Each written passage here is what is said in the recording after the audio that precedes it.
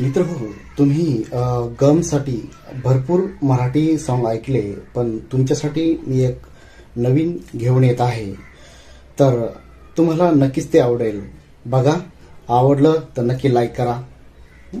सुरू.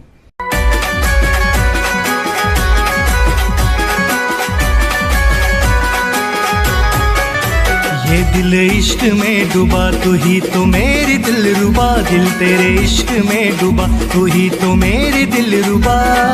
प्यार करके प्यार से ही कर दिया दफा. तूने प्यार करके प्यार से ही कर दिया दफा. दिलरुबा